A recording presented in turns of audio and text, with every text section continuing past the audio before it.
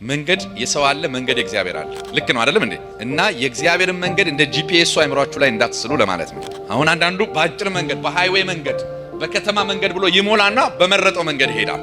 በመንፈሳዊ ዓለምም እኛ ብዙ መንገዶች ነበሩ፣ ደስ የሚሉ አጫጭር መንገዶች ነበሩ። ግን በነዛ አጫጭር መንገዶች እንዳንሄድ የሚያደርገን ለምን መሰላችሁ? እግዚአብሔር ፍጻሜያችንን ስለሚፈልገው ባልወደድነው መንገድ እሱ በወደደው መንገድ ይመራናል። እኛ ባልወደድነው እሱ በወደደው መንገድ ይመራናል። ለምንድነው? መጨረሻችን እንዲያምር። ሳኦል አያየና ምን አደረገ መሰላችሁ?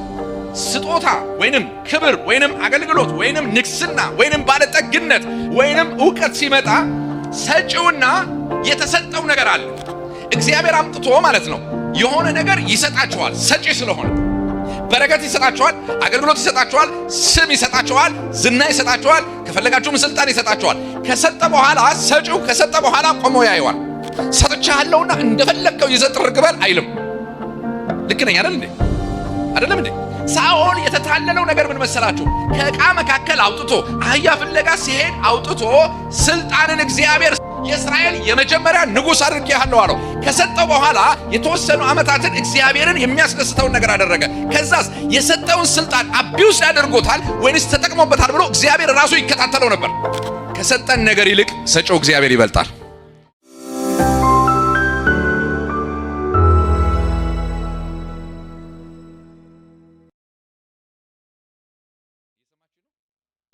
ብዙ ጊዜ በምትወዱት መንገድ አይደል የምትሄዱት? ልክ ነኝ አይደል?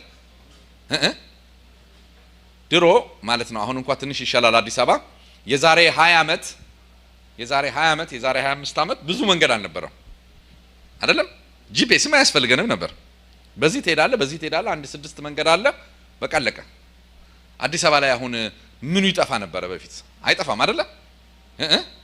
እና እኔ አንድ ጊዜ የሆነ ጊዜ የዛሬ 18-17 ዓመት ይመስለኛል ጀርመን ሄድኩና ከዛ እንትን ጠፋው ልጁ በረዶም ነበረ እና የልጁ ሐሳብ ምንድነው? እኔን ከኤርፖርት ተቀብሎ ሆቴል አስገብቶኝ ከዛ በኋላ ልጆቹን ከሆነ ከትምህርት ቤት ነው ምናምን አምጥቶ ከዛ እቤቱ ሄዶ ራቱን በልቶ ሪፎርም ለብሶ ተመልሶ ኤርፖርት ስራ መሄድ ነው። ይሄ ፕሮግራም አለው። አንድ 5 ሰዓት 6 ሰዓት ማለት ነው። ስለዚህ ሰፊ ሰዓት አለው። እኔን ተቀብሎ ይነዳል የለም መንገዱ። እኔ እንደውም ደከመኝ፣ እንቅልፌ ሁሉ መጣ። ይነዳል 2 ሰዓት። ከዛ ሚስቱ ጋር ይደውልና ልጆቹን አውጪ ይላል እና ለስራው ትደርሳለህ? እደርሳለሁ ይላል። እንደገና የሆነ ድሮ ናቪጌተር እዚህ መኪና ላይ ምናምንም አልነበረም። የሆነች የምትቀመጥ ነገር ነበረችና እያነበቡ ነበር የሚሄዱት። ካርታ እየተነበበ ነበር የሚሄደው። ይነዳል ሌላ 2 ሰዓት። በቃ የሆነ ቦታ አውርደኝ አልኩት። መጨረሻ ላይ ደከመኝ እኔ ራሴ። ውይ አገኘ ነው ይላል። ይነዳል እንዴ እኔ ምለው አልኩኝ። አዎ እኛ ሀገር እኮ ኢየሱስ ሕይወትም መንገድም ነው ብላችሁ ስትሰብኩት መንገድ በሌለበት ሀገር እንዴት ይገባዋል ሰው አልኩኝ። እኛ እኮ መንገድ ነው ሲባል እንደዚህ ወደ ናዝሬት የሚሄደውን መንገድ አይተን ነው መንገድ ነው ያልነው እንጂ መንገድ የጠፋውም የለም እኛ ሀገር። ከዛ መጨረሻ ላይ አንድ ነገር ልንገርህ አልኩት። በቃ እኔ አልሄድም አልኩት። ዝም ብለህ ስትነዳ አትዋል አልኩት። ስራውም ቀረ፣ ልጆቹም ቀሩ። በቃ ልጁ እየተረበሸ መጣ።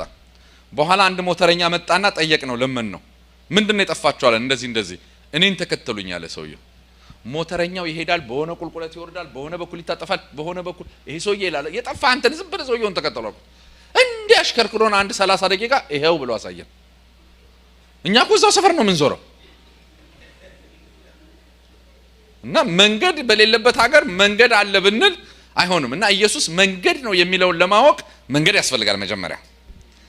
እና እዚህ ሀገር መንገዱ በጣም ፐርፌክት ነው አይደለ? መሄድ ስትፈልጉ ጠቅ አሁን እኔ ሲመጣ በየት ነው መንገዱ አላልኩኝም። እኔው ራሴ ሰዎች ያደርሱኛል እመጣለሁ አልኩኝ ሲደውሉልኝ ማለት ነው። ከዛ የት ነው አድራሻው ሲሉኝ ሰጠኋቸው። እሱን ጠቅ አደረጉ፣ አመጡና እዚህ ጋር ዱብ አደረጉኝ። አሁን ይሄንን የለመደ ክርስቲያን የእግዚአብሔርን መንገድ እንዴት እንደሚለማመድ ይጨንቀኛል። መንገድ የሰው አለ፣ መንገድ የእግዚአብሔር አለ። ልክ ነው አይደለም እንዴ?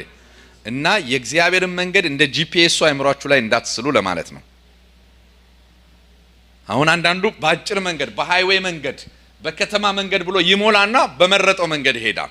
በመንፈሳዊ ዓለምም እኛ ብዙ መንገዶች ነበሩን፣ ደስ የሚሉ አጫጭር መንገዶች ነበሩን። ግን በነዛ አጫጭር መንገዶች እንዳንሄድ የሚያደርገን ለምን መሰላችሁ? እግዚአብሔር ፍጻሜያችንን ስለሚፈልገው ባልወደድነው መንገድ እሱ በወደደው መንገድ ይመራናል። አሜን በሉለት። እኛ ባልወደድነው እሱ በወደደው መንገድ ይመራናል። ለምንድን ነው? መጨረሻችን እንዲያምር። ሳኦል አያየና ምን አደረገ መሰላችሁ? ስጦታ ወይንም ክብር ወይንም አገልግሎት ወይንም ንግስና ወይንም ባለጠግነት ወይንም ዕውቀት ሲመጣ ሰጪውና የተሰጠው ነገር አለ። እግዚአብሔር አምጥቶ ማለት ነው የሆነ ነገር ይሰጣቸዋል። ሰጪ ስለሆነ በረከት ይሰጣቸዋል፣ አገልግሎት ይሰጣቸዋል፣ ስም ይሰጣቸዋል፣ ዝና ይሰጣቸዋል፣ ከፈለጋችሁም ስልጣን ይሰጣቸዋል። ከሰጠ በኋላ ሰጪው ከሰጠ በኋላ ቆሞ ያየዋል። ሰጥቻለሁና እንደፈለከው ይዘህ ጥርግ በል አይልም። ልክ ነኝ አይደል እንዴ? አይደለም እንዴ? እኛ ጋር አሁን ፖሊስ ሲሰማራ ወይ ወታደር ሲሰማራ መሳሪያ ይሰጠዋል። አይደለም እንዴ? መሳሪያ ከባድ ነገር ነው፣ ሰው ይገላል። ግን ኃላፊነት ወስዶ ፈርሞ ጥይት ቆጥሮ መሳሪያ ይሰጠዋል። ካንተ በላይ የሚመጣ ኃይል ያለው ጉልበት ያለው ነገር ከመጣ በዚህ መልሰው ነው ወይ በዚህ አስፈራራው ነው። አይደለም እንዴ? ተሰጠኝ ብሎ ግን የፈለገውን ነገር ማድረግ አይችልም። ተሰጠኝ ብሎ የፈለገውን ነገር ቢያደርግ የሰጠው አካል እኔ የሰጠሁ ለዚህ ዓላማ አልነበረም ብሎ ይጠይቀዋል። ሳኦል የተታለለው ነገር ምን መሰላችሁ? ከዕቃ መካከል አውጥቶ አህያ ፍለጋ ሲሄድ አውጥቶ ስልጣንን እግዚአብሔር የእስራኤል የመጀመሪያ ንጉሥ አድርጌሃለሁ አለው። ከሰጠው በኋላ የተወሰኑ ዓመታትን እግዚአብሔርን የሚያስደስተውን ነገር አደረገ። ከዛስ የሰጠውን ስልጣን አቢውስድ አድርጎታል ወይንስ ተጠቅሞበታል ብሎ እግዚአብሔር ራሱ ይከታተለው ነበር። ከሰጠን ነገር ይልቅ ሰጪው እግዚአብሔር ይበልጣል። በደንብ ጩሁና አሜን በሉ እስቲ። ከሰጠን ነገር ማን ይበልጣል? ሰጪው እግዚአብሔር ይበልጣል። አሁን በህይወታችን ላይ ሚዛን የሚደፋ በህይወታችን ላይ አንደኛ የሚሆን በህይወታችን ላይ የሆነ አቅም እንዲኖረው የሚፈልግ ነገር ምን መሰላችሁ? ራሱ እግዚአብሔር። በቃ እግዚአብሔር ካለ ምንም አንሆንም። በደንብ አሜን በሉ እስቲ። ሳኦል እስከ ተወሰነ ጊዜ ድረስ እግዚአብሔርን ፈለገ። ከተወሰነ ጊዜ በኋላ እግዚአብሔር ላይ አቆመ። ከዛ በኋላ እንደሚችል ታወቀው። ከዛ በኋላ እንደሚያደርገው ታወቀው። ከዛ እንደሚሰራው ታወቀው። ከዛ ይሄንን ነገር እንዲያርጌ እንዲህ አደርገዋለሁ የሚል ሐሳብ ባይምሮ ላይ መጣ። ከዛ በኋላ ከእግዚአብሔር ጋር ያለው ነገር እየቀነሰ በስጋው ያለው መታመንና በራሴ አደርገዋለሁ የሚለው ነገር እየጨመረ ይሄኛው እየቀነሰ የእግዚአብሔሩ እየቀነሰ ያኛው እየጨመረ የእግዚአብሔሩ እየቀነሰ የስጋው እየጨመረ መጣ። በስጋው መዋጋት ጀመረ። በስጋው የራሱን ሐሳብ ማድረግ ጀመረ። በስጋው መስዋዕት ማቅረብ ጀመረ ያልተፈቀደለትን። በስጋው ነቢያቶችን መናቅ ጀመረ። በስጋው ነቢያቶችን ሲያሳድዳቸው የነበሩ ማርተኞች ጋር መሄድ ጀመረ። ከዛስ እስከ መጨረሻው በመንፈስ ጀምሮ በስጋ የጨረሰ ሰው ማለት ሳኦል ነው። እና ሳኦል የሄደባቸው መንገዶች በሙሉ እንደዛ ናቸው። በራሴ አደርገዋለሁ አለ። አሁን አንዳንድ ሰው አለ እግዚአብሔርን የሚፈልገው እስከ ፓስፖርት የሆነ ሰው አለ። እስከ አሜሪካ ፓስፖርቷ ጄግባ እንጂ እንዲያርጌ እንዲያረጋለሁ የሚል አለ። መኖሪያ ፍቃዱ ጄግባ እንጂ እንዲያረጋለሁ የሚል አለ። ገንዘብ ላገኝ እንጂ እንዲያረጋለሁ የሚል አለ። የሆነ ነገር ላደርግ እንጂ እንዲያደርጋለሁ የሚል አለ። ለምንድን ነው ያንን እንዲያደርጋለሁ የሚለው? ፕላን አለው እዚህ ጋር ማለት ነው። ግን ሰጪውን አይደለም የሚያስታውሰው። ሰጪው መጥቶ ይሄን አድርጎልኛል ብሎ አይደለም የሚያስታውሰው። እኔ ባገኝ ይሄን አደርጋለሁ ብሎ ያስባል። ከዛስ የሳኦል መጨረሻ አላመራ አለ። ከሳኦል በኋላ ግን ዳዊት የተባለ ሰው ተገኘ። አንድ ብላቴና ተገኘ። ይሄኛው ከሌሎች ሰዎች የሚለየው ግንኙነታቸው የስልጣን ግንኙነት አይደለም። ግንኙነታቸው በጸሎት መልስ ወይንም በጩኸት መልስ መጥቶ አንተ ንጉስ የመጀመሪያ እስራኤል ንጉስ ትሆናለህ በሚል በኦርዲኔሽን አይደለም። ኦርዲኔሽን ይሰጠዋል። አንዳንዱ ኦርዲኔሽን ፓስተር ሆኖ ይሰጠዋል። አስተማሪ ተብሎ ይሰጠዋል። አንዳንዱ እኮ ተምሮም ሊያስተምራችሁ ይችላል። ልክ ነው አይደል? ቸርች ውስጥ እንደዛ እኮ አለ። አሁን ማለቴ ጥሪ ያላቸው ሰዎች አሉ። በቃ ወደ ምንም መነቃነቅ የማይችሉ መለኮታዊ ጥሪ ያላቸው ሰዎች አሉ። አንዳንዱ ደግሞ አገልግሎቱን ይወደውና እኛ ጋር ደግሞ ስራ ብዙም ስለሌለ በዚህ ስራ ብሰማራ ቸርች ውስጥ መጥቼ ይቀበሉኛል ይላል። ሲያዩ ነገሩ አሎን ካለው ቴዎሎጂ ትምህርት ቤት ይሄዳል፣ ዲግሪ ይማራል፣ ማስተርስ ይማራል። ከዛ አስተማሪ ሆኖ ይመጣል። ከዛ አጋንንት አይጮህም፣ መንፈስ ቅዱስ ልሳን አይጸልይም ይላቸዋል። እሱ ያልሆነውን ለማንኛውም ወደ እናንተ ያስተላልፋል ማለት ነው። ትንቢት ተንብይ ብትሉት አይተነብይም። ለምን? ከተነበየ ምን መሆን አለበት? መፈጸም አለበት። ልክ ነው አይደል? አጋንንት ከገሰጸ ምን መሆን አለበት? አሁን እኔ ለምሳሌ ምን አትችልም ብትሉኝ መዘመር አልችልም። አሁን ኪቦርድ እየመታ ዘምር ብትሉኝ ብላችሁ ነው የምትሄዱት። ድምጼ ለመዝሙር አይሆንም። አሁን የማይችለውን ነገር አሁን ከዛን የተነስቼ ግን መዝሙር የለም ማለት አልችልም። ከዛስ ትምህርቱን ግን በደንብ ያስተምራቸዋል። እንደ ፊዚክስ ማለት ነው። ፊዚክስ አስተማሪያችን አሁን ተቀብቶ አይደለም ያስተማረን አይደል? ተምሮ ነው አይደለም? ማትስ አስተማሪም ተምሮ ነው የሚያስተምራቸው። ልክ እንደዚህ ባይብልን ተምረው የሚያስተምሩ ሰዎች አሉ። ኦርዲኔሽን ነው። ኦርዴን እንዲደረጉና ለዚህ ዓላማ ተፈልጋቸዋል ተብለው ለዛ ዓላማ ይለያሉ። ሳኦል እንደዛ ነበር የተለየው። ከሳኦል በኋላ የመጣው ዳዊት ግን በኦርዲኔሽን አይደለም የመጣው። ዓላማ ለማስፈጸም አይደለም የመጣው። አሁን እግዚአብሔር ድጋሚ ኦርዲኔሽን አይደለም የምሰጠው አለ። አሁን የልብ ወዳጅ ነው የምፈልገው አለ። ጩሁና አሜን በሉ ለጌታ። አሁን በደንብ ልነግራችሁ ነው። የኛና የእግዚአብሔር ግንኙነት የልብ ይሁን። የምን ይሁን? የልብ። አሁን እግዚአብሔር መጣና እንደዚህ አለ። አሁን ሳሙኤል ነገሩን አሰበው።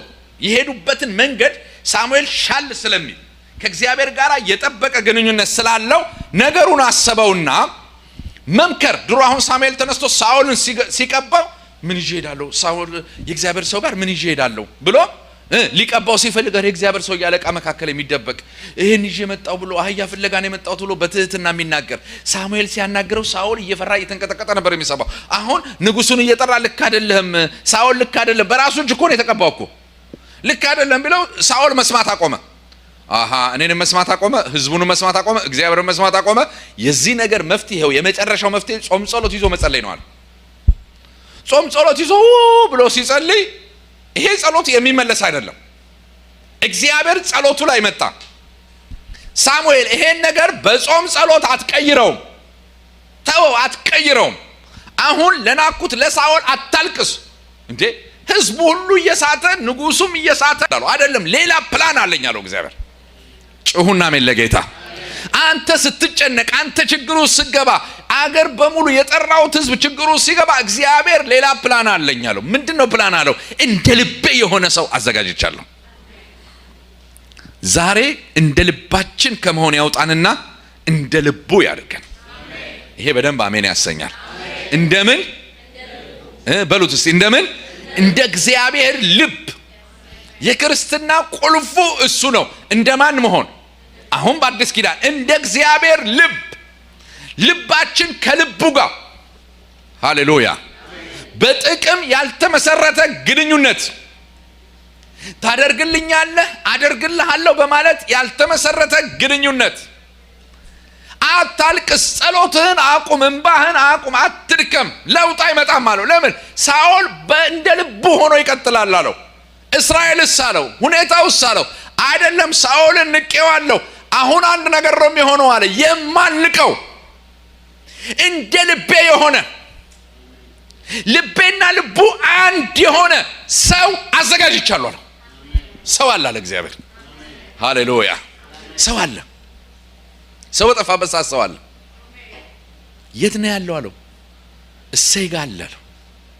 ቀጥታ እንደዚህ ገሪና እሰይ የሚባልሽ ሰው ታገኛለህ አለው ገበሬ። ከዛስ እሰይ ቤት ውስጥ ደግሞ ሰው አዘጋጅቻለሁ፣ ከልጆቹ አንዱን አዘጋጅቻለሁ አለው። ሰው ተገኝቷል አለ ሳሙኤል። ሃሌሉያ። ዛሬ አንድ ነገር እነግራችኋለሁ። በአዲስ ኪዳን በጸጋ ዘመን እግዚአብሔር ልባችንን እንደ ልቡ ያደርግልናል። በደንብ ጩሁና አሜን በሉ። የክርስቶስ ልብ አለን ይላል። የማን ልብ አለን ይላል? የማን ልብ አለን? ሁሉ ሰው አሁን የክርስቶስ ልብ ቢኖረው ቸርች ውስጥ ይደባደባል?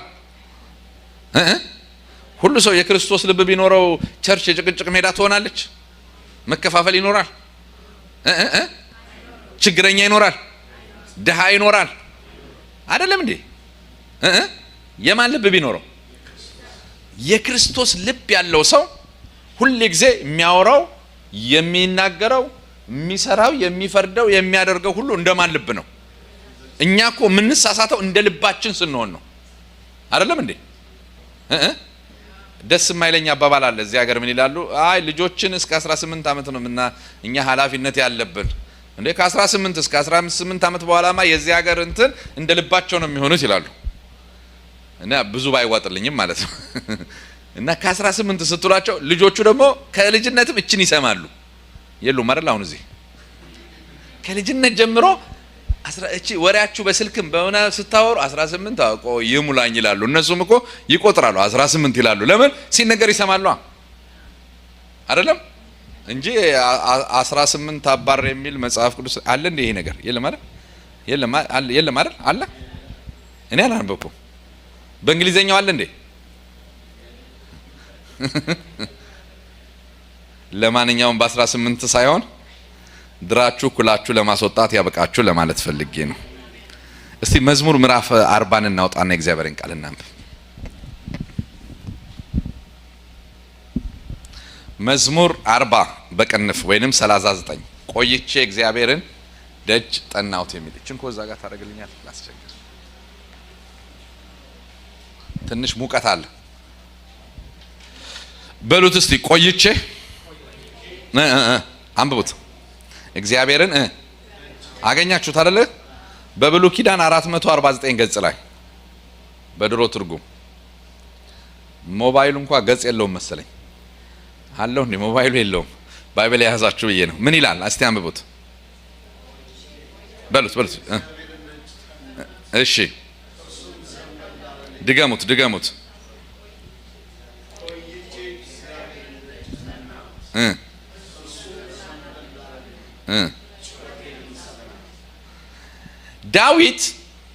ዳዊት ሁል ጊዜ የዳዊት ህይወት ምንድነው ብትሉ ጉዳዩ ያለው ከእግዚአብሔር ጋር ነው። ነግሶም ከእግዚአብሔር ጋር ነው፣ ሳይነግስም ከእግዚአብሔር ጋር ነው። ይኸውላችሁ አንዳንድ ነገር ልንገራችሁ። እግዚአብሔር የተለየ ዓላማ በህይወታችን ላይ ሲኖረው ምንም ነገር ብታደርጉ፣ የትም ብትወጡ፣ የትም ብትወርዱ በራሳችሁ የምታደርጉት ነገር የለም። ለምን? እግዚአብሔር ጉዳይ ካለው ጉዳዩን ከራሱ ጋር ያደርጋል። ሃሌሉያ። እና ዳዊት ችግር ውስጥ ይገባል፣ እንደ ሰው ችግር ውስጥ ይገባል። እንደ ሰው ዳዊት ንጉስነት ይቀበላል፣ ይሳሳታል፣ በኃጢአቱ ይወድቃል። እንደ ሰው ዳዊትን ያላጋጠመው ነገር የለውም። ግን እንደ ሰው ያ ሁሉ ነገር ያጋጥመው እንጂ ከዳዊት ላይ ያልተበጠሰ አንድ ትልቅ ነገር አለ። በየትኛውም ሁኔታ ውስጥ ሆኖ ልቡ እንደ እግዚአብሔር ልብ ነው። ጩሁና አሜን ለጌታ። ወድቆ እንደ እግዚአብሔር ልብ ነው። ስልጣን ላይ ሲወጣ እንደ እግዚአብሔር ልብ ነው። ከስልጣን ሲወርድ እንደ እግዚአብሔር ልብ ነው። ሲሰደድ እንደ እግዚአብሔር ልብ ነው። ዛሬ የልብን ክፋት እግዚአብሔር ያነሳልናል። አይዟችሁ አሜን በሉ። አይዟችሁ አትፈልጉትም አይደል? አንዳንዴ ሳናውቀው የበቀለ መራራ ነገር ቢኖር ዛሬ ይንቀልልን። እንደማን ልብ እንድንሆን? የክርስቶስ ልብ እንዲኖረን። ሃሌሉያ። እንደ እግዚአብሔር ልብ እንድንኖር። እንደ ልቤ የሆነ የእሴይ ልጅ ዳዊትን አዘጋጅቻለሁ አሉ። ሳሙኤል ሄደ ደህና ዋላችሁ ምናምን ብሎ ሲሄድ ትልቅ ነብይ ነው። ይሄ ነገር አመጣጥ እንዴት ነው? አመጣጥ በደህንነት ነው። ደህና ነው የመጣኸው አለው። አይ ደህና ነው የመጣሁት፣ እስቲ ልጆችን ሰብስብልኝ አለው። ልጆቹን ሰበሰበለት።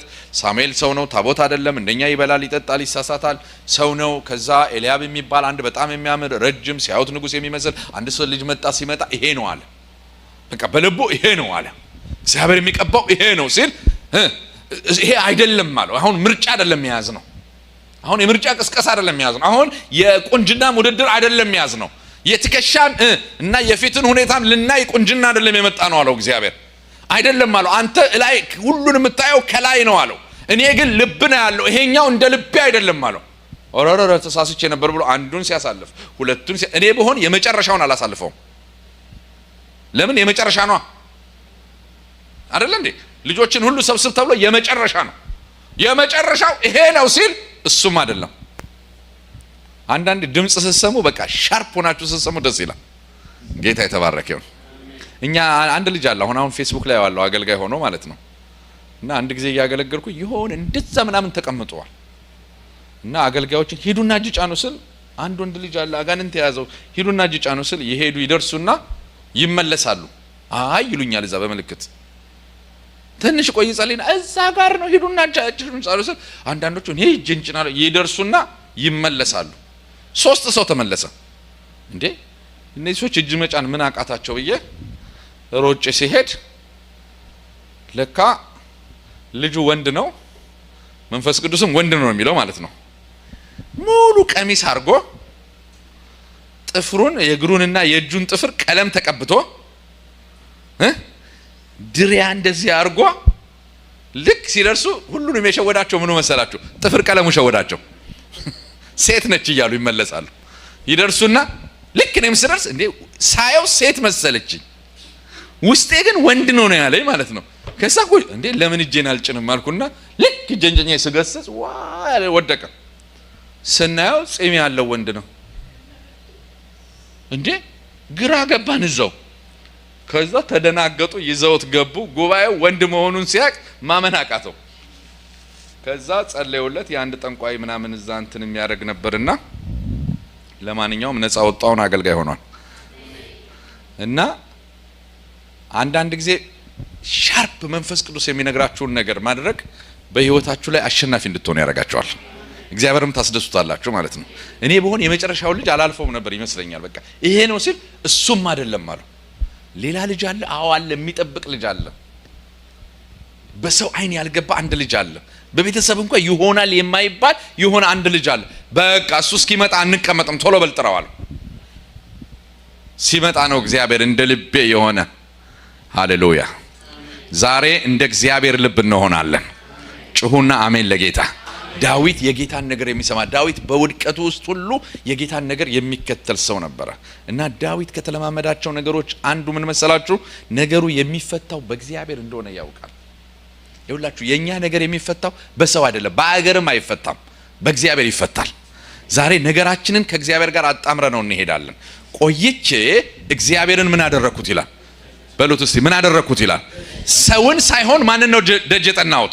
ራሱ እግዚአብሔርን ደጅ ጠናሁት። ደጅ መጥናት ማለት አንድ ቀን ሄዳችሁ አንኳኩታችሁ መመለስ አይደለም። አንድ ቀን ለምናችሁ መመለስ አይደለም። ደጅ መጥናት ማለት ደጋግማችሁ ለዛ ነገር በእግዚአብሔር ፊት መውደቅ፣ ለዛ ነገር ደጋግማችሁ እግዚአብሔርን መጠየቅ፣ ደጋግማችሁ ከእግዚአብሔር ጋር መታረቅ፣ ደጋግማችሁ ከእግዚአብሔር ጋር መስማማት። ለምን? እግዚአብሔር ሊያደርግላችሁ ሲፈልግ ደጅ ያስጠናቸዋል። ደጅ የሚያስጠናችሁ ለምን መሰላችሁ? ደስታችሁ ፍጹም እንዲሆን ለምኑ ትቀበላላችሁ ተብሎ ስለተጻፈ።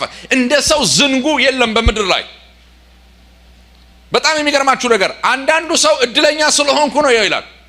እኔ እኮ እድለኛ ስለሆንኩ እንትን ገብቼ እንትን አደረኩ ይላቸዋል። አንዳንዱ ሰው እኔ ዘመዶቼ ስላሉኝ ይላል። አንዳንዱ ሰው ወደ ቤተሰብ ወስዶ ነገሩን ይለጥፈዋል። አንዳንዱ ራሱ ችሎታ ስላለው ይመስለዋል። እኛ ይሄ እድለኛ የሚባል ነገር በመሰረቱ በመጽሐፍ ቅዱስ ላይ የለም። ይሄ 40 ቀን እድል ምናምን የምትሉት የለም፣ የተጻፈ ነገር አይደለም። እድለኛ ስለሆንን አይደለም የሆነ ነገር የሚሳካልን። እድለኛ ስለሆንን አይደለም በህይወት ያለ ነው። ስፖርት መስራት ሊጠቅማችሁ ይችላል። ማት ስፖርተኛ ግን ታሞ ሞቷል። ስፖርት አይደለም ያዳነ፣ ጸሎታችንን ያልከለከለ ልዑል እግዚአብሔር የተባረከ ይሁን። ጩሁና አሜን ለጌታ። አንዳንድ ሰው እንደዚህ ይላል፣ የኔ ጭንቅላቴ ብሪሊያንት ስለሆነ ይላል። እኔ እግዚአብሔር ብሪሊያንት እና ደደብ ጭንቅላት አድርጎ የፈጠረው ሰው በምድር ላይ የለም። በቃ እግዚአብሔር ስለረዳ ነው። ነገርህን ከእግዚአብሔር ጋር እንድታገናኝ ነው። አሉ አንዳንድ ሰዎች ወሬያቸው ራሱ ደስ ይላቸዋል። ደህና ነህ? ደህና እግዚአብሔር ይመስገን። እንዴት ነው? በቃ ጌታ ተሸክሞኛለሁ። እንዴት ሆነ? ጌታ እንትን ብሎኛለሁ። እንዴ አልፈውበት እኮ ነው። በቃ በማያልፉበት መንገድ አልፈው እኮ ነው። ዳዊት እነዚህን ረጅም ምዕራፎች የሚዘምረው ዝም ብሎ አይደለም። መዝሙር ዝም ብሎ አይመጣም። ካሴት በዳዊት ጊዜ አልነበረም። ልንገራችሁ ካላወቃችሁ፣ ካሴት ተቀርቶ በሲዲ ተቀርቶ በፍላሽ ተቀርቶ ዘምር እየተባለ እንደኛ ተለማምዶ አይደለም ዳዊት የሚዘምረው። ዳዊት አልፎበት ነው። መንገዱን ሄዶ ነው። እግዚአብሔር አሳልፎት ነው። ብዙ መከራው ነው ተከማችቶ ለዳዊት ዝማሬ የሆነለት። ለምን? እግዚአብሔርና ዳዊት የልብ አንድነት ስለነበራቸው፣ እግዚአብሔር ልቡን ስለሚያይ። ስለዚህ ችግር ውስጥ ሲገባ ይጸልያል፣ ደስታ ውስጥም ሲገባ እግዚአብሔርን ይፈልጋል። ዳዊት ንጉሥ ሆኖ በመጣ ጊዜ እዚህ ያደረስከኝ እኔ ማን ነኝ? ቤቴስ ምንድን ነው? ሃሌሉያ። እኔ ሰው ሲያጣ ብዙ አያስደነግጠኝም። ሲያገኝ ነው የሚያስደነግጠኝ። ሲያገኝ ነው። እኔ በቸርች አካባቢ ስለኖርኩኝ ልንገራችሁ። አንዳንዱ መጀመሪያ አካባቢ በቃ ለህይወቱም ለለውጡ ምንም ስትጸልዩለት ትቆያላችሁ። ከዛ ሸሚዝ ይለውጣል፣ ከዛ ትንሽ ይቆይና መኪና ይለውጣል። እና መለወጥ ሲጀምር እኔ መፍራት እጀምራለሁ። የዚህ ሰው ነገር መጀመሪያ ሸሚዝና ልብስ ምናምን ይለውጣል፣ ከዛ መኪና ይለውጣል፣ ከዛ ክራይ ቤት ምናምን ካለ ይለውጣል። ትንሽ ይቆይና ሚስት ይለውጣል። ሚስት ሲለውጥ ደግሞ እኛ እንዴት ስንለው ሌላ ቸርች ይለውጣል። ሀብታም ከሆነ ደግሞ የሆነ ሰፈርም ይቀበሉታል። በቃ እንደዛ እያለ ይቀጥላል ማለት ነው። ለምን? ሲያገኝ አንዳንድ ሰው የመጀመሪያውን ይረሳል። ልክ ነኝ አይደል? አንድ ጊዜ አንድ ወንድማችን በጣም ጥሩ የቤተክርስቲያናችን አገልጋይ ነው። የምስጋና ቀን ጌታ ረዳኝ ፋብሪካ ከፈትኩ ብሎ ሁሉን አገልጋዮች ጠራና ግብዣ አደረገ። እና ግብዣ አደረገ። ፋብሪካ ከፍቷል። እውነትም ትልቅ ፋብሪካ። ጌታን አመስግኑልኝ ብሎ የሙሉ ወንጌል ሰው ነው። ግብዣ አደረገ እና ምስክርነት ተባለ። ስብከት ምናምን ተደረገና ትልቅ ምስክርነት ተደረገ። ከዛ ጓደኞቹም አሉ፣ አንድ ጥሩ ደግሞ አለ፣ እዛ ጥሩ ጓደኛውም አለ እና ጓደኞቹ ተሰብስበው አሉ እና የዛን ጊዜ በጣም ዘመናዊ መኪና ነው የሚነዳው። የዛን ጊዜ በጣም ትልቅ ቤት ውስጥ ነው የሚኖረው። ሀብታም ከተማ ውስጥ ከሚባሉ ሰዎች አንዱ ነው እና ምስክርነት አለኝ። ድሮ መጀመሪያ ከሀገር ቤት ስመጣ አለ ምስክርነቱ የኃይለ ሥላሴ ምናምን የሚያጅቡ መኪኖችን ሳይቆየውና ቮልክስቫገን መኪና አየው ትንሿን አለ። ከዛ እሷን ሳይ ንጉሱ በዚህ ነው እንዴ የሚሄዱት ብዬ በቮልክስቫገን ምንድነው በቮልክስቫገን ተደነኩኝ። የሚገርማችሁ ትንሽ አመታት ቆይቼ ቮልክስቫገን መኪና ገዛው። ዛሬ የምታዩትን እንዳይመስላችሁ የኔ ህይወት እግዚአብሔር እኮ ከቮልክስቫገን ነው ያስጀመረኝ ሲል አንዱ ከመሃል ብድግ አለ። አረ ከአህያው ጀምር አለ። ተነሳና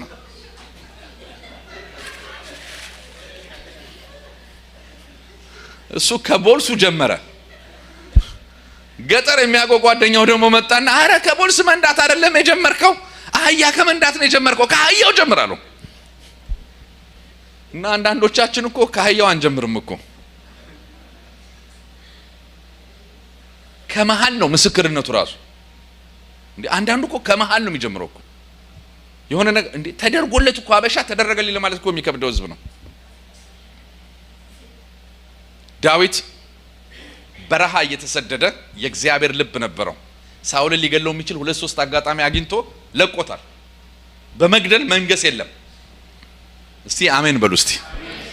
የሆነ ነገር በመፈንቀል መንገስ የለም፣ በፍጹም የለም። አንዳንዱ ብልጥ ሆኖ አንዱን ፈንቅሎ አንዱን ገልብጦ እሱ ቤተክርስቲያን የሚሆን ወይም ፖለቲካ ላይ ይሆን ንጉስ የሚሆን ይመስለዋል። ዳዊት ነገሩ ገብቶታል። መንገስ ያለው በመፈንቀል ሳይሆን በምንድን ነው? በእግዚአብሔር ነው። ሃሌሉያ። ይሄው የሚያሳድደን ጠላት አገኘ ነው። አጃቢ የለው። ሳኦል እኮ በማታ አጃቢ እኮ ነው የሚሄደው አይደለም እንዴ? አጃቢ የለው ምን የለው። ይሄው ብቻውን እያለው ወገቡን ሲፈትሽ አግኝተነዋል።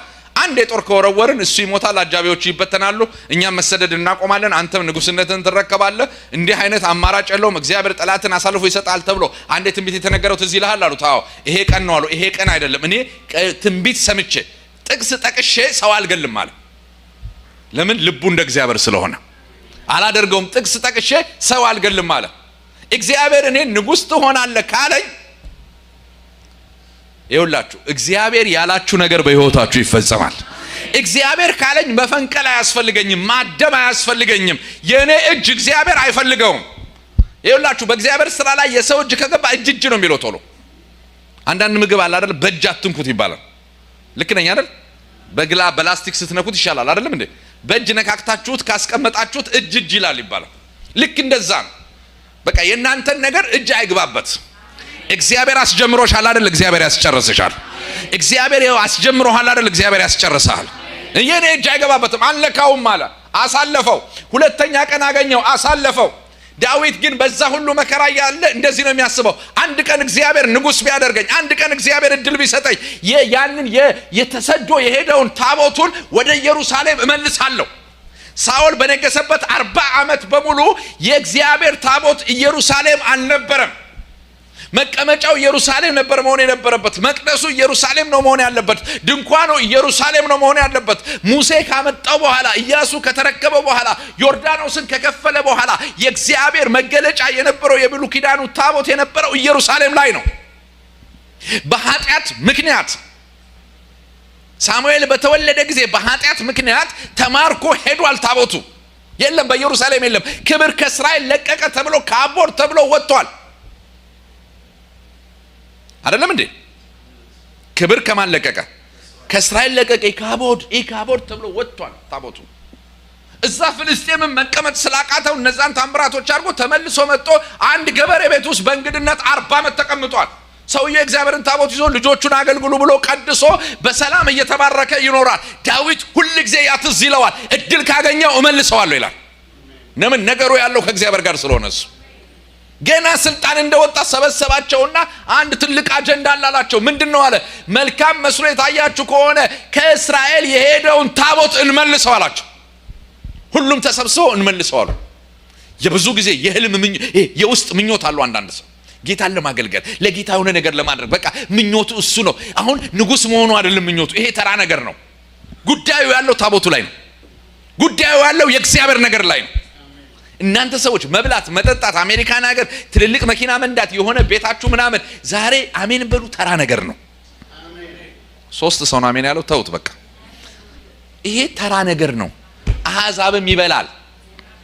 በጌታ ያልሆኑትም እየበሉ ነው። መብላት ብርቅ የሆነብን ከማይበላበት ሀገር ስለመጣን ነው። ቤት ብርቅ የሆነብን ቤት ከሌለበት ሀገር ስለመጣን ነው። ይኸውላችሁ ትልቁ ብርቅ የሚሆንብን እኛ ከእግዚአብሔር ጋር ያለን ግንኙነት። ሃሌሉያ። ንጉስነት የእስራኤል ሁለተኛ ንጉስ ሆኖ ንጉስነቱ አይደለም ኢምፖርታንቱ ቁልፉ ነገር ያለው መልእክቱ ያለው ምንጩ ያለው እዛ ታቦቱ ላይ ነው። እና እንግዳ እንደሚጠብቅ እንዲህ ያለ ሲጠብቅ የእግዚአብሔርን ታቦት በብዙ ዘፈንና መዝሙር ይዘውት መጡ። ዳዊት አላስቻለው፣ ወርዶ መዝለል ጀመረ። እና ንጉስነት የተማረችው እንደዛ አልነበረም። ሜልኮል እንዴ ንጉስ እንዴት እንደዚህ ያደርጋል? አባቷ እንደዛ አድርጎ አያውቅም። ባንቺና በአባትሽ ቤት ላይ እኮ ንጉስ ያደረገኝ ሚስጥሩ ይሄ ነው። ሃሌሉያ። እኛ ከሰው የተለየ እድለኞች ስለሆነን አይደለም እዚህ የደረስ ነው። ሚስጥሩ እግዚአብሔር የተናገረን ስለሚሆን ነው። ጩሁና አሜን ለጌታ። የዳዊት ልብ ከእግዚአብሔር ልብ ጋር አንድ ነው። ዳዊት ጉዳዩን አይደለም የሚያው እግዚአብሔርን ነው የሚያው። እናንተ ሰዎች የተደረገላችሁ ጉዳዩን አትዩ። እግዚአብሔር ጉዳይ አስፈጻሚ አይደለም። ኢትዮጵያ ውስጥ አሁን ቢሮክራሲ ስለሚበዛ አንድ የሥራ ዘርፍ ተፈጥሯል። በጣም ቢሮክራሲ ስለሚበዛ እኔ በየቢሮ እየሄድኩኝ ይሄን ነገር ጊዜ ከምገድል ለምን ጉዳይ የሚያስፈጽም ሰውዬ አልሰጠውም ትሉና ውክልና አርጋችሁ ሙሉ ዶክመንት አርጋችሁ በቃ ይሄን ጉዳይ ተዟዙረ ጨርስልኝ እከፍልሃለሁ ትሉታላችሁ። እሱ ስራ አርጎ ይዞ ሳይደክም በየቢሮ የደ ጠዋት የደ ማታ የደ ወረፋ ይዘ ጉዳዩን ያስፈጽማል። ጉዳዩ ግን እሱ አይደለም። የማን ነው? የሰው ነው አይደለም እንዴ? ቤት አገኘህ ብሎ የሆነ ጉዳይ ካለቀ ብሎ እልል ብሎ ደስ አይለው። እሱ ደሞዙን ነው የሚያው አይደለም እንዴ? ጉዳዩ ያለቀለት ሰው ነው ጉዳይ ያለቀልኝ ብሎ የሚደሰተው። እና እግዚአብሔር ጉዳይ አስፈጻሚ አይደለም። የሆነ ነገር አድርግልኝ የምንለው ብቻ አይደለም። እግዚአብሔር ራሱ ጉዳያችን ነው ለኛ። ጩሁና አሜን ለጌታ። ዳዊት በምንም ነገር ሲደሰት ከእግዚአብሔር ጋር ነው፣ ሲያዝን ከእግዚአብሔር ጋር ነው፣ ሲወድቅ ከእግዚአብሔር ጋር ነው። ቆይቼ እግዚአብሔርን ምን አደረኩት አለ? ደጅ ጠናሁት። እሱ ምን አለልኝ አለ? በሉት እስቲ ምን አለልኝ አለ? ዘንበል አለልኝ። 2024 እግዚአብሔር ዘንበል የሚልላችሁ ብዙ ሰዎች አላችሁ። ጩሁና አሜን ለጌታ። እግዚአብሔር በቅርቡ ዘንበል የሚልላችሁ ሰዎች አላችሁ። መልእክቴ እሱ ነው። እግዚአብሔር ዘንበል ይልላችኋል። ጌታ የተባረከ ይሁን። ሮጣችሁ ያቃታችሁ ነገር እንኳን አቃተ። ደክማችሁ ያቃታችሁ ነገር እንኳን አቃተ። በሰው ሞክራችሁ ይሄ ነገር አይሆንም ያላችሁን ነገር እሱ በጣም ፐርፌክት ነው። ለምን መሰላችሁ? በእናንተ ላይ ሰው እንዲጠራ እግዚአብሔር አይፈልግም። እግዚአብሔር ቀናተኛ አምላክ ነው። እግዚአብሔር ለሰው አሳልፎ አይሰጣችሁም። እግዚአብሔር ሰው እንዲያደረገልኝ እንድትባሉ አይፈልግም። ያ የእግዚአብሔር ባህሪ አይደለም። እግዚአብሔር ቀናተኛ አምላክ ስለሆነ ብቻውን ታምራት ስለሚያደርግ ያ ባቃታችሁ ነገር ላይ እግዚአብሔር ዘንበል ይልላችኋል። እግዚአብሔር ዘንበል አለልኝ። እግዚአብሔር ዘንበል ሲል ደግሞ የሆነ የማይቻል ነገር እንደሚቻል አድርጎ ያወጣዋል። እንዴ የእግዚአብሔር ባህሪ እኮ እንደዛ እኮ ነው። የእግዚአብሔር ባህሪ እኮ የሆነች አንድ ደረጃ እችን ወርጃለሁ ያችን አስወርደኝ፣ እችን አልፌያለሁ ያችን አሳልፈኝ እኮ አይደለም። የእግዚአብሔር ይኸውላችሁ የእግዚአብሔር ነገር የምታውቁት የማይገናኝ ነገር ያገናኝላችኋል። ጌታ የተባረከ ይሁን። የሆነ የማይሆን ነገር ይፈጸምላችኋል። ያመነ አሜን ይላል። እስቲ በህይወታችሁ ላይ የሆነ የማይሆን ነገር ሆኖ ታገኙታላችሁ። ያልኩት ገብቷችኋል? አሁን አንዳንድ ሰው ይሞክርና ህግ አለ አይደል እዚህ ሀገር። አሁን እዚህ ሀገር አንዳንዴ ምን ይሏቸዋል መሰላችሁ? በዚህ በሰጠረ መሰለኝ ሲስተም አለ ይላቸዋል፣ ህግ አለ ይላቸዋል። ስለ ህጉ፣ ስለ ሲስተሙ፣ ስለ ቅጣቱ ስለሆነ ነገሩ አጽንቶ ነው የሚነግራችሁ። ለምን እንደው ልንገራችሁ። እኛ የመጣንበት አገር አለ። ልክ ነኝ አይደል? ከኢትዮጵያ ነው የመጣነው። የኢትዮጵያን ህግ እናውቀዋለን፣ ሲስተሙን እናውቀዋለን፣ የሆነ ነገር እናውቀዋለን። አሁን ራዲካል ለውጥ ነው የሆነው። ለውጡ እንደዚህ በጋፕ ቢሆን ጥሩ ነው አይደለም እንዴ? አሁን ልጆቻችን ብዙ ያኛውን ስለማያውቁት አይደነቁም አይደለ? እኛ ያኛውን እናውቀዋለን። ከዛ ራዲካል ለውጥ ሲመጣ አይምሯችን ላይ ህግ ምን እንደሆነ፣ ሲስተም ምን እንደሆነ፣ ሴታፕ ምን እንደሆነ፣ ቅጣቱ ምን እንደሆነ እዚህ ጋር በጣም ተጭኖን ይቀመጣል። ከዛ ሰው ስትጠይቁ ሲስተሙ እንዲህ ነው፣ ህጉ እንዲህ ነው ምናምን ይሏቸዋል። እኔ ምን እፈራለሁ መሰላችሁ? ያ ነገር በጣም ፐርፌክት እና ጥሩ ሆኖ እያለ ሲስተምን የሚያልፍ እምነት እንዳናጣ። በደንብ እየሰማችሁ ነው? ሲስተምን የሚያልፍ የሆነ ነገርን የሚያልፍ እምነት እንዳናጣ ብዬ እፈራለሁ። እምነት ከዛ ስለሚያልፍ የገባው ጮህ አሜን ይላል። እምነት ማለት የማይገናኝ ነገር እግዚአብሔር አገናኝቶ ያሳያቸዋል። ዳዊት ምን ይላል መሰላችሁ? ቆይቼ እግዚአብሔርን ምን አደረኩት? ደጅ ጠናሁት፣ እርሱ ምን አለልኝ ይላል፣ ዘንበል አለልኝ ይልና ከስር ዝቅ ብሎ የሚናገረው ነገር አለ። ከጥፋት ጉድጓድ ከረግረግ ጭቃ አወጣኝ። ከምን አወጣኝ? ከጥፋት ጉድጓድ ከረግረግ ጭቃ ምን አደረገኝ ይላል። ዳዊት በስዕላዊ መንገድ ነው የሚያስቀምጠው። የጥፋት ጉድጓድ የሚባል አለ፣ ወይንም ረግረግ የሚባል አለ። ረግረግ ውስጥ ከምትገቡ ውሃ ውስጥ ብትገቡ ይቀላቸዋል። ለምን መሰላችሁ? ሰው ውሃ ውስጥ ሲገባ ላይፍ ሴቨር የሚባል አለ። ዋና ካልቻለ ወይ ያ ዋና ካደከመው ባህር ላይ ከገባ መዋኛ ገንዳ ውስጥ ከገባ ወንዙ ውስጥ ከገባ ዘለው ገብተው ዋኝተው የሚያወጡ ሰዎች አሉ። የሰማችሁ ነው አይደለ? ረግረግ ውስጥ ከገባ ግን ሰው ዘሎ አይገባለትም። ለምን? ረግረግን ሰው ዋኝቶ አይወጣውም። የጥፋት ጉድጓድ የሚባል አለ። እዛ ጉድጓድ ውስጥ ከወደቀ አሁን ያ የጥፋት ጉድጓድ የሚባለው በጣም እንስሳት ራሱ ጥቂት እንስሳት ናቸው ወደዛ የሚሄዱት፣ ወይ አዋፋት ሆነው የሚበሩ ወይንም ደግሞ እነዚህ ዋላ ምናምን የሚባሉ ከሌሎች እንስሳቶች ለመሸሽ። አሁን እቺ ዋላ የምትባል እንስሳ ከሌሎች እንስሳቶች ለመሸሽ ላለመታደን ምን ታደርጋለች? ተራራ ላይ ቤቷን ታደርጋለች፣ እንደ ዝንጀሮ አይደለም እንዴ? እና ዋልያ ውሃ በጣም ይጠማታል። ለምንድን ነው የሚጠማት? ውሎዋ ተራራ ላይ ስለሆነ። ተራራ ላይ ደግሞ ውሃ የለም። የተራራ ላይ ቅጠል አለ፣ ተራራ ላይ የሚደረግ ነገር አለ፣ የሚበሉት አለ፣ ውሃ ግን የለም። ውሃ ያለው ጉድጓድ ውስጥ ረባዳ ቦታ ነው። አሁን ይሄ አንበሳ ምናምን እነሱን ማደን ከፈለገ ናሽናል ጂኦግራፊው ማለት ነው እዛ ድንጋዩ ላይ መውጣት አይችልም። ድንጋዩ ይናድበታል፣ ለራሱ ይፈራል። ስለዚህ አሁን የት ጋር ነው የሚጠብቃት? ውሃው ጋር ነው የሚጠብቃት። ብዙ አደን የሚደረገው ውሃው ላይ ነው። አሁን በጣም ሲጠማት ረጅም ጊዜ ሳትጠጣ ትቆያለች። አሁን አንድ ቀን ግን በጣም ይጠማታል። በጣም ሲጠማት በህይወቷ ተወራርዳ ነው የምትመጣው። ለምን? በጣም ጠምቷታል። አሁን በህይወቷ ትወራረድና አንበሳም በላኝ ነብርም በላኝ ከጥማቱ አይበልጥም፣ ሄጄ ውሃ ጠጥቼ እመጣለሁ ብላ ትመጣለች። ዳዊት ለዛ ነው ዋላ ወደ ውሃ ምንጭ እንደምትናፍቅ በህይወቷ ተወራርዳ እንደምትጠማ ነፍሴ አንተን ናፈቀች ይላል። እግዚአብሔር የተባረከ ይሁን። ከጥፋት ጉድጓድ ከረግረግ ጭቃ ምን አደረገኝ? አወጣኝ። ይኸው ዳዊት እግዚአብሔርን ደጅ ሲጠና የጥፋት ጉድጓድ ረግረግ ጭቃ ውስጥ ሆኖ ነው። ዳዊት በማይመች ቦታ ውስጥ ሆኖ ነው። ዛሬ የምስራች ነግራችኋለሁ። የምትወጡ ሰዎች አላችሁ። ከሆነ ከማይመች ነገር እግዚአብሔር ያወጣቸዋል። ከሆነ ካልሆነ ነገር እግዚአብሔር ነጥቆ ያወጣቸዋል። እግዚአብሔር መውጣትን ያደርግላቸዋል። ጩሁና አሜን ለጌታ። እግዚአብሔር መውጣትን ያደርግላቸዋል። ከጥፋት ጉድጓድ ከረግረግ ጭቃ ምን አደረገኝ? አወጣኝ። እግሮቼን በድንጋይ ላይ ምን አደረጋቸው? አቆማቸው። አረማመዴን ምን አደረገ? አጸና። እግዚአብሔር ዛሬ ወደ ከተፍገመገመ አረማመድ ወደ መጽናት ያመጣቸዋል። ጩሁና አሜን ለጌታ። ሃሌሉያ።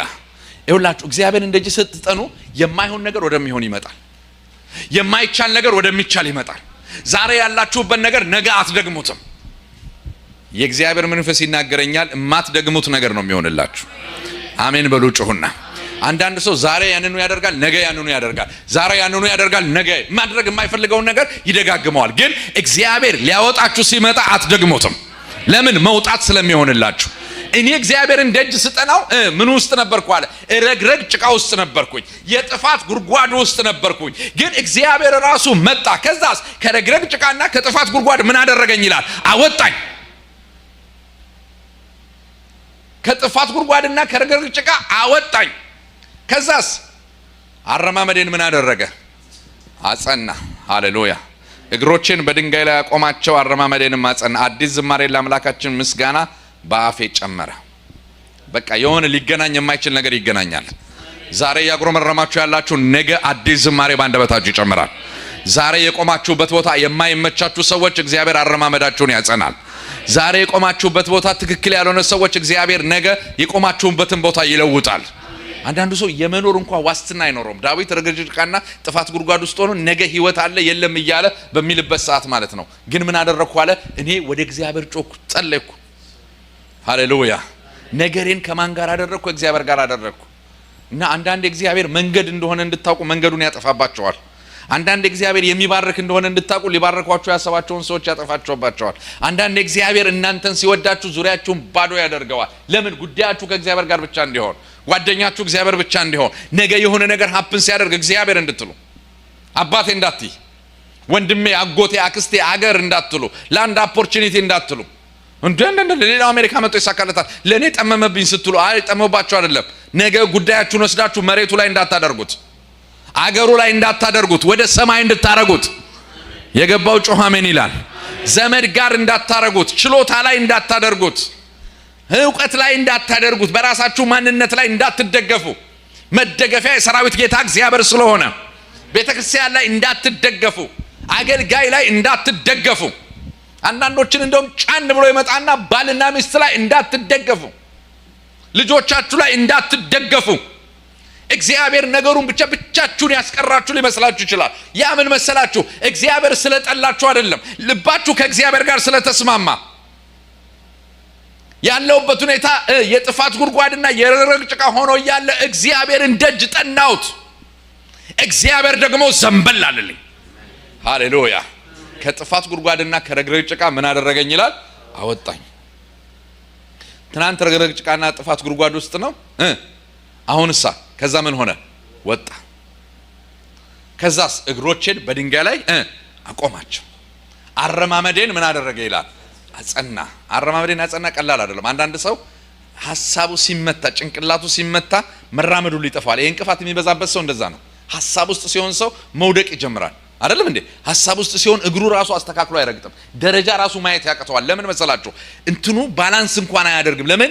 ያለው ስትረስ ባላንስ እንዳያረጋ ያረጋዋል። ሰው መከራ ሲሰማ መቆም ያቅተዋል። እግሮቹ ሁሉ ይከዱታል። ጉዳዩ ያለው ግን ከጭንቅላት ጋር ነው። ሰውስ ማረፍ ሲጀምር፣ ሰውስ እግዚአብሔር እርዳታ ሲመጣለት፣ ሰውስ ነገሩ ሲስተካከል፣ አረማመዴን አጸና ሲራመድ ራሱ የጸና አረማመድ ታዩበታላችሁ። ሃሌሉያ። ለአምላካችን ምስጋና አዲስ ዝማሬ ባፌ ጨመረ። አሁን ከማጉረምረም ወደ ምን ተሻገረ ዳዊት? ወደ መዘመር። ደግሞ ይሄ ዝማሬ ከምድራዊ ሳይሆን ከሰማይ። ጩሁና አሜን ለጌታ።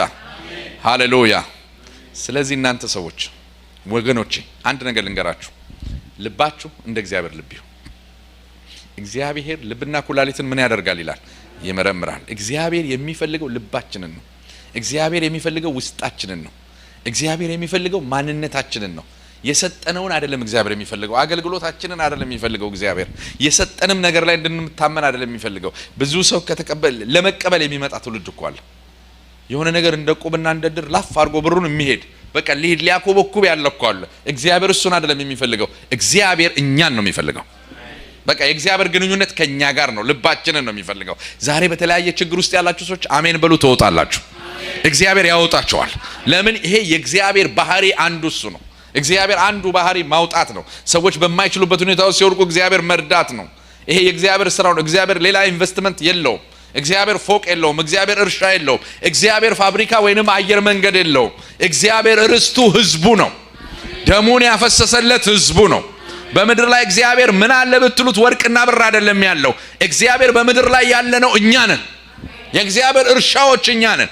የእግዚአብሔር ርስቶች እኛ ነን። የእግዚአብሔር ሀብቶች እኛ ነን። በቃ እግዚአብሔር ያለው ለምን መሰላችሁ? እኛን ሊረዳ ነው ያለው። ከዛስ ነገ ለሚኖረን ምስጋናችንን ወስደን ሰው ላይ እንዳናደርገው። ስንጀምር እግዚአብሔር፣ ስንጨርስ እግዚአብሔር። የገባው ጮህ አሜን ይላል።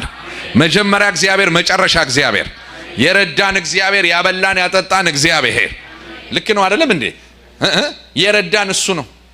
አንዳንድ ሰው ከተረዳ በኋላ ነገሩን ይተዋል። ለምን? ልባቸው ይሄ የአንዳንድ ሰው ልብ መሰላችሁ ጊዜያዊ የኮንትራት ይመስለዋል።